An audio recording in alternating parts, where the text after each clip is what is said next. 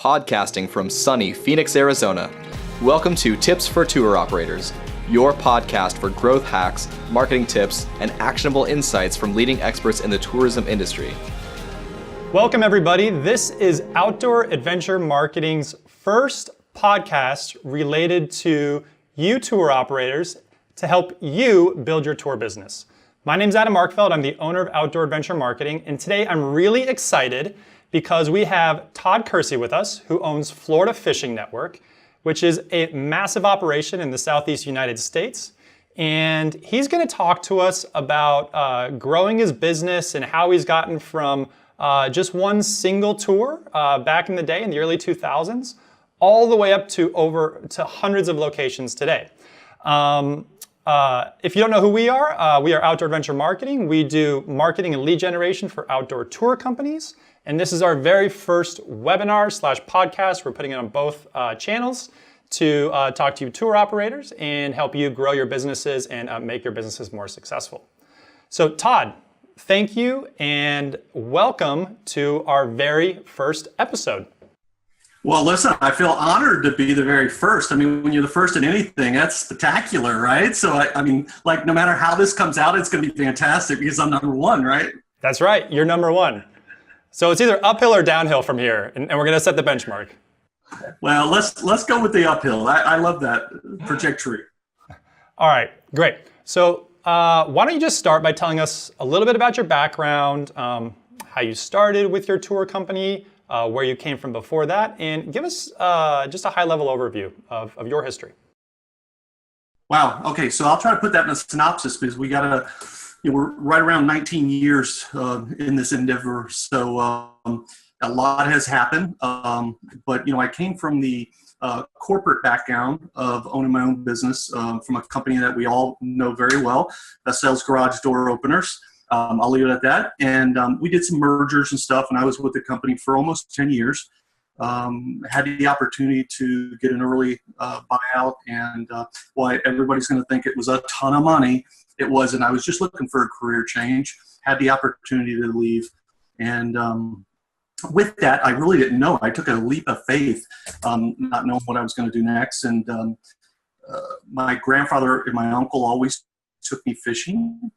So when I had this dead time, I would say probably a year and a half dead time, I started going fishing. And lo and behold, everywhere I went, and I traveled in captains, that were doing the same thing I were, but they were getting paid to be on the water. And so, of course, my mind then just started spinning. And as I traveled, I did more and more of that, and I'll shorten it for you, is that I found these people everywhere, right? Again, I had no existence of what they did or how they made a living, whether they had health insurance, how they got their next trip. But it left me to an endeavor of researching that. So I did a massive amount of research. I want to tell you at least 6-8 months to realize that there was a lot of these guys. And there was a lot of volume. So I started pursuing it. Obviously, the fishing was something I was passionate about, although it wasn't really something that I ever, when I was in college, thought I would be doing, right? None of us end up down that road. But I started doing it, and I got in with some of the companies around the state and started actually being a charter. I went to the captain's school, got my license, became a charter captain, went through the procedures because I just couldn't understand, coming from the corporate side, how these people were doing this and without health insurance, without a structure, right? I mean, when you come corporate, it's all about structure. Where's the trips come from? Who are the customers? Who are the customers that's paying this kind of money to go on fishing trips, right? So I wanted to understand all that, and I went into an endeavor of about 2 years or a year and a half of doing it myself, and really felt like I got a great understanding of the business, understanding of the customer base, because I think that's number one. You got to understand who your customer is. And so I slowly developed a company on my own because I realized there was a need. But more importantly, I think I realized there was a lot of other people that were in the industry that were looking for the knowledge that I had.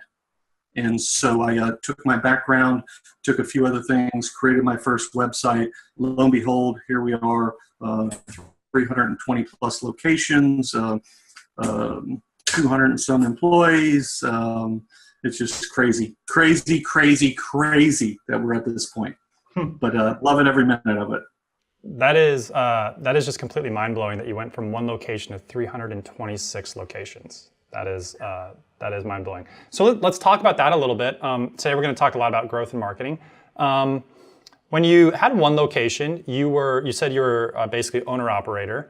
What does that look like when you go from 1 to 2? I mean, just that very first step. I mean, what did that experience look like? Was it an acquisition? Did you open a new location? How did that play out? Yeah, great. So I get that question a lot from other tour operators because I think this is one of the small areas that kind of adapt to all businesses in this business, right? So even if you have a little walking tour, eventually you can only do so many walking tours in a day. Then you got to find another person to be able to tell that story as good as you can tell it, right? And so I had to find a person that was trainable enough that I could teach them how to treat the people the way I knew they need to be treated and also catch fish at the same time too, right? Because it is a fishing trip. So I think you search out, you run into that person. I think you ultimately build the business. The first step is you build the business enough to where you realize that you need an additional person, right? And then that's the first signal that says, okay, now what do I do? And then it's taking that step to understand who that person would be and why. And sometimes you don't get it right on the first try. I did. I found a great captain at a bar. He was a bartender, and bartenders have the best personalities. They love everyone. They have to get along with everybody. Their tips rely on it. And I was looking for a people person, and he was the guy. And here we are. I think 17 years now he's been with me. So, did he have experience being in the fishing industry, or did you hire him just based on his... Yeah, he had a desire. He was working at a bar at a marina, so he did have a desire to fish.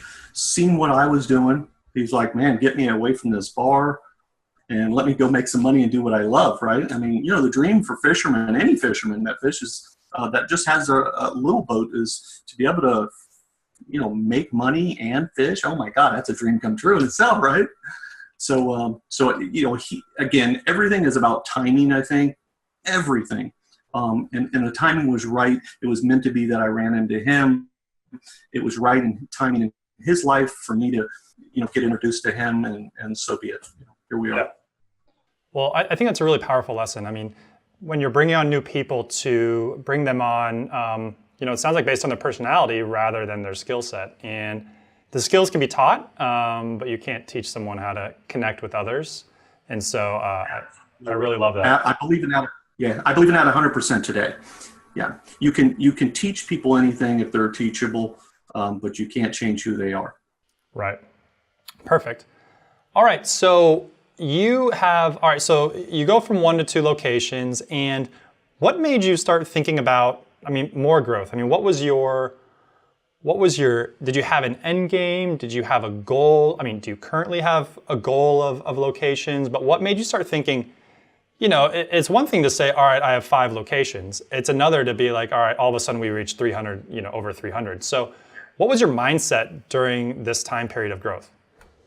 So I will tell you, the exponential growth happens. You don't have control of it. I think you evolve your business, and if you're doing the right thing in the business, then it evolves on its own. You just guide it. But I will tell you that there's a couple tough decisions I made along the road. One of them was let's say, you could be a tour guide, you could be an operator, any one of those type of things that are in this industry, because there is such a diverse industry. But you have one. Let's say you give tours on a haunted house. Well, that haunted house, are there more haunted houses in the local area that you can now do tours for? Or do you have to find a different type of thing to do a tour on? Or do you now, because there's 2 or 3 other tour operators in that area that are now showing that same haunted house, do you stay there and compete with them for every single person that's going through that haunted house? I didn't believe that was the direction to go. I believe there was a lot more haunted houses out there. So I would prefer to have 10 people at each haunted house than fight for all 40 that were in the one haunted house. Mm-hmm. Mm-hmm. I hope that explained it well. Yeah, perfect. So kind of to continue on this theme of growth, what are some of the things that you did that you feel like set yourself apart? What are some of the tactics that you took in order to grow and in order to start scaling that way? Well, I think that's a long list. I think adapting. So I've always been a person that tries to adapt to everything. I don't think we can all master everything. Some people are afraid of technology. Some people accept technology. I think you can be knowledgeable in everything, but you don't have to be a master in any of it. And I think one of my things is that I try to learn enough about a topic to where I know how to hire an expert in that field. So that way whether you're getting your value or you're not, and you can tell whether they're going in the right direction or not. So while I'm not an expert in any one of the topics that we could talk about today, I do feel like I'm very knowledgeable. And if I wasn't, for an example, websites, I took it upon myself to go website people, right? I went to WordPress local, they have these little local, what are they called? WordPress like clubs. There you go, peer groups. I went down there on a Thursday night and sat there, didn't know anybody, and wanted to learn about it, right? And all of a sudden you realize, this is the way it works. And I dove into Microsoft, dove into Google, again, enough to be dangerous and everything, but it makes you more knowledgeable in a whole, right? Because eventually, if your business is going to expand, you've got to know those particular areas. So while I didn't directly answer your question, I think all those areas are super important, right? Whether it's social media, whether it's hosting, there's just so many variables. Yeah. So by touching on, by having a certain level of expertise in each area in your business, you're saying that, you kind of know the right questions to ask. Yes. You know when you're being taken advantage of. You know if someone's blowing smoke. That's kind of what that's giving. That's one of the biggest fears with small business owners, right? So we start out on a budget. So listen, the money I spend a month now is what I used to earn the entire month, right? On advertising and marketing. I would have never imagined I'd spend the amount I do today. But back when I was spending only $100, that was a lot, right? So I had to make sure that $100 was used as efficient as it could be. And why sometimes I made mistakes, whether it was in PPC campaigns or buying a bad magazine ad or whatever the case was, you learn from it. And you don't make that mistake again. Yeah. So as you were going through this journey and you were adding new locations, what was the primary method for adding those? Was it acquisition, organic growth, mergers? How did that play out? So I think it was a little of everything. I would say that it really, probably the number one thing was it was a need of growth. Everything I drive in this business is driven from the customer. So whether a customer needs, they desire to book online, they need to see more on social media, they need to, find us easier, whatever the case is, I want to provide it to them. And so when we had customers at 4 different locations and they go, hey, listen, I'm taking my family to Disney World next month. Do you have a location up there? Well, the first time you go, no. The second time you're like, no. Third time you're like, man, we got to do something about this. Mm-hmm. The fourth time, yep, I got the guy for you. Don't worry about it. We got everything. So I think it comes from a need, right, of the demo. And then you obviously got to do your research, your demographics, your analytics on why you should do it. Is there a need for it? Is this just a random person asking? Because there are things and places that probably aren't worthy investing in. Sure. Are there any particular challenges or mistakes or failures that you feel like you've made over this journey? I guess challenges and mistakes are kind of different categories, but maybe let's start with challenges. What are some challenges that you didn't expect as you've grown that it would have been nice to have known in hindsight, like, hey, this is probably going to happen. I need to keep this in mind, as I'm moving through this size. Wow. Challenges. So, there's been so many. I think we talked at the beginning about people.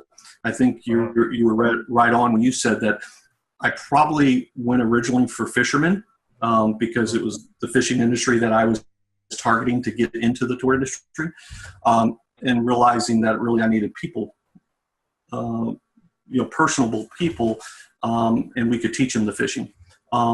Now we look for people completely out of the industry because we have so many people that are great in the industry that we can take just an awesome person and make them a fantastic fisherman in no time, right? So I think one of the mistakes was targeting the wrong people. You go through some people wondering why it didn't work. That was one.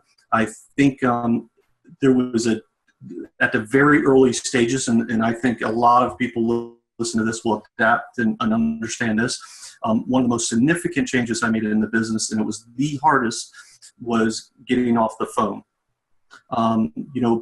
Because you become the business, you become the face of the business, you become the person everybody wants to talk to, but you can't grow the business if you're always on the phone. And there's a difficult decision there of how you do that, and it's all about people, having the right people that can do that. We got thousands of customers calling now, and none of them ask for me. None of them know who I am. So I'm happy with that because that means it's successful, right? Yeah. And so by off the phone, you mean you're not taking any tour reservation calls, but that was a struggle for you? Absolutely, because I think at the beginning, nobody could sell it like I could, right? I think that's something we all as individual tour operators deal with, is that we know this tour better than anybody else. So how do we teach that to somebody and sell it, I'd listen to our girls on the phone, and they'd get off the phone. It's like, did you get a credit card? And like, no, well, you could, and you realize that if you can teach them and train them, that they can actually do it better than you in a lot of ways, because they can shorter, they'd be not as, they actually do more of an effective job than probably me. So. Yeah. Now, before you mentioned, finding people outside of the fishing industry. So do you have any tips or tricks on where you look for those people? You mentioned the bartender, but what are you looking for? Servers? Where do you look for those people? So that's a great question. So at the early stages, it was a little more difficult because, most of your reach was within the same industry. As we've grown, most of our leads, most of all our people come from within now, because we have such a broad base of people out there now that people see our boats. We have all kinds of marketing and wrap boats and all this stuff. So everybody sees our stuff. And so they literally are approaching the captains. I mean, I get probably an email a day from people wanting a job. So where before I was searching really hard, now it's, I can pick and choose, and you can really kind of go through and work the people through the process. The great thing is we see a lot of potential in people coming into the industry where they have no captain's license, no fishing experience at all. They just see a really cool way of making a living. And so this allows us to get them at that early stage and train them and send them down the road that's best for them. So on the growth side, in the marketing, you clearly have a phenomenal amount of experience with marketing. And in our conversation prior, I think a lot of the growth was attributed to that. What are the marketing tactics that you found to be the most effective? What are some of the most challenging? What are some where you're like, I don't know, I'm maybe phasing that out, or I'm phasing this in? What's your vision of the marketing landscape? Well, that's a huge word. There's two words that are gigantic that could be talked about for hours. One is technology. The other one is marketing, because, marketing is just, it's from everything standing on a corner with a sign waving your hand to, PPC ads to, wearing T-shirts and apparel. And it's just such a broad base. With that said, I think, we've always focused on SEO at the early phase. And I think SEO, about 74% of our natural leads come through natural SEO, which is extremely high. I think you're at that. So because we've worked extremely hard on it, people go, and for the people that don't know SEO, it's not really super tricky. The most important thing is creating content. All these desks behind me and the other rooms are all full of people that just create content every day. We constantly put out new content every single day. Google loves that. You want to be Google's friend. And what types of content are you guys pushing out? Are they blogs, social, video? What? blogs, press releases, could be industry stuff, equipment type things, species specific things, new laws, anything related to the industry that we do. You want it. If somebody's going to possibly search it, then you want your stuff to come up. So SEO is a key, and it's no harder than just constantly creating content. So that's one of the main things. PPC, why everybody's going to cringe when I say this. It is something that's needed. You and I have talked briefly about this. Is that there is, when you break down the user on the web, there is a certain amount of people that no matter what you do are going to type in a keyword and they're going to start at the top and start clicking. They don't know the difference from an ad. They don't know the difference from natural SEO. We got a lot of number one rankings on the first page, and 3 people in front of us are running ads. They get a portion of our customers. On the other hand, there is a good portion of people that now are relating to the PPC ads and realize they're ads, and they will skip over them.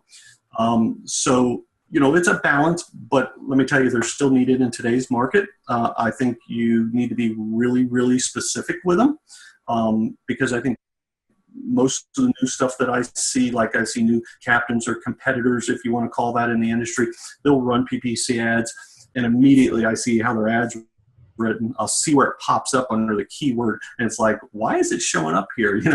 And they're just wasting lots of money. So really start, if you're new at it, start very, very small, very specific about what you do. Ghost tour on Brown Church. Be very specific about what you do, and then expand from there. So those are 2 areas that are really good. So Todd, when we spoke yesterday, you mentioned you had a very specific approach to websites and domains. And why don't you talk about that a little bit? I think it falls under the SEO camp, but tell us a little bit about that approach, your approach to websites and technology. Certainly. So when we first started, the websites we started with originally are still out there, but they really weren't our mainstay. So we have 2 big brands today, bassonline.com and ioutdoor.com. One of them specifically designed for the freshwater, which is, if you're not familiar with bass, but it's the reason we focus on that is it's the largest and most popular species of all fish. It's the most fished for species there is, so it made a lot of sense to go for it for the largest market. The other brand, the iOutdoor, is a travel brand, which was designed around all the new travel sectors, and it has all the different variations of it. So every location, it's kind of your Expedia for Florida activities and fishing and stuff like that. So we created those 2 brands, and what specifically I think you were talking about is, so along the way as we went through this SEO and building up websites, and we learned to do it more effectively, we realized that, and again, everything's changed over the last 10, 15 years. So, this is the path we took. It may not be the right path for everyone, but as we brought in new captains to their specific area, we built them a website. And then from there, we took every body of water and we built a website. And so we kept creating all these websites where we actually eventually flooded the market in the thing. So there's actually keywords where you'll pull up, such and such keyword, and we'll have 6 listings out of the top 10. You just aren't going to do that with one domain. You've got to have multiple domains, but I will reassure everybody that wants to go out and create all these new websites right away and thinks this is going to happen overnight. It doesn't happen overnight, and it comes back to the same thing I said all of you before, and I'll say this word a couple more times before we finish today. It's content, content, content. If you're going to create them, you got to maintain them, and you got to feed them. And that means by creating new stuff. So why they are what we call microsites, they're 25 pages, somewhere in that ballpark, maybe smaller, bigger. That's part of where we've got our strategy. So we can take those really unique, specific keywords in a Naples or Orlando or some kind of market like that and key that website to that, so it tracks and does very well. Again, we've got 28 or 38, 800 numbers. And so, it doesn't matter where they come from, right? Nobody really cares where the customer comes from, right? So they all come in and they all funnel to our call center. So that was our approach to it. We created this massive things of websites. Yeah, it sounds like, just like you said, content has just been a huge benefit for you and your team. Yes. Yeah. And a lot of work, though. I don't want to leave that out because it is a lot of work. Yeah. And what do you have any thoughts on where maybe marketing is heading next? You have this very strong foundation, infrastructure. Are there any areas that you feel like are starting to evolve more that are on your radar? Or, do you feel like, this has been a good path for you and you're going to continue forging ahead on it? Don't change it if it's not broken. Well, I think the biggest thing and the thing that brought us together was, the whole shift to distribution. I think, why technology clearly is changing faster than any of us can keep up with almost, in the way we use technology, right? So when we talk about technology, and I'll swing for full circle here, is that, it takes technology to keep us in the game. It takes technology for us to find a customer. But more importantly, it takes technology for the customers to find us.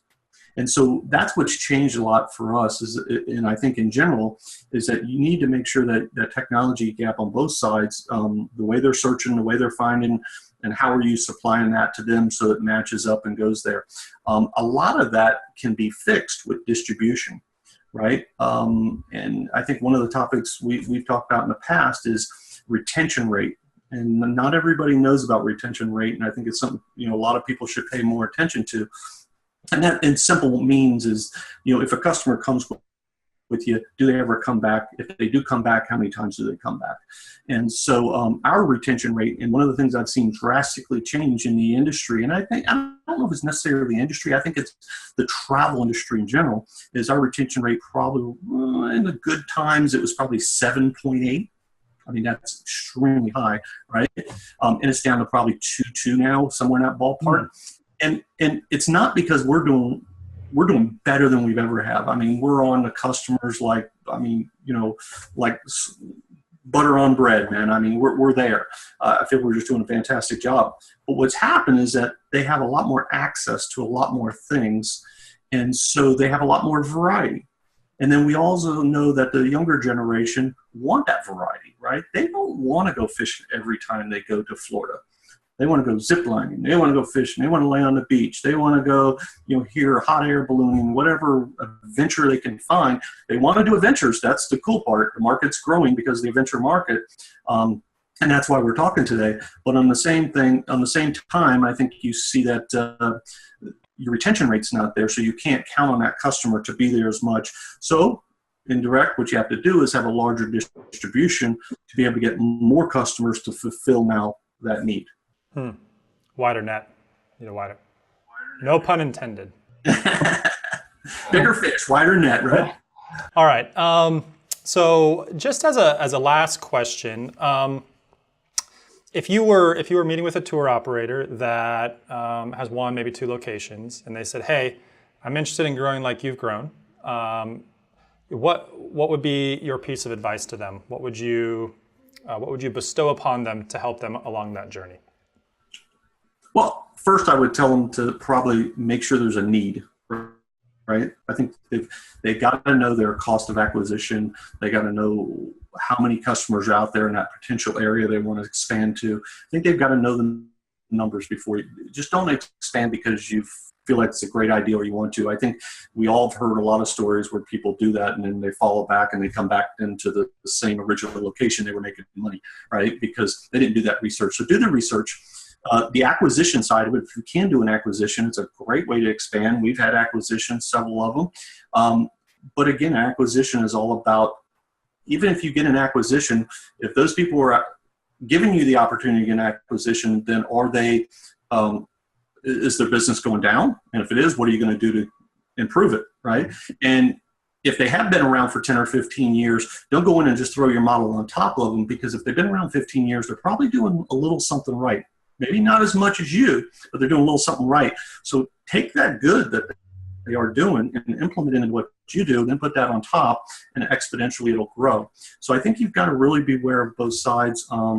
So I know that wasn't directly at the question you had there, but I think that's the growth phase. I think the growth is going to come from acquisitions, or it's going to come from a need because you just physically can't do any more tours than you're doing right now in that location, right? Yeah. Well, I also really like the fact that you mentioned, make sure that you're profitable, you're doing well, and what is the purpose of the growth, and then really vetting, obviously, the person you might be considering. That's great advice. Perfect. Well, thank you for joining us, Todd. We appreciate it. Absolutely. And if people want to find you, should they go to your website at Florida Fishing Network, or what's the best way for someone to maybe connect with you? Sure. I'm on Facebook, but I will tell you how I actually communicate with tons of entrepreneurs all around the country is LinkedIn. So look me up on LinkedIn, Todd Kersey, Kersey, and love to chat, give you some advice. I'd love to hear some great advice from you guys. So listen, I'm always ears, we can all learn. So. Perfect. All right. Thanks again, Todd. It's been an absolute pleasure, and good luck out there. Absolutely. Thanks for having me. Thanks.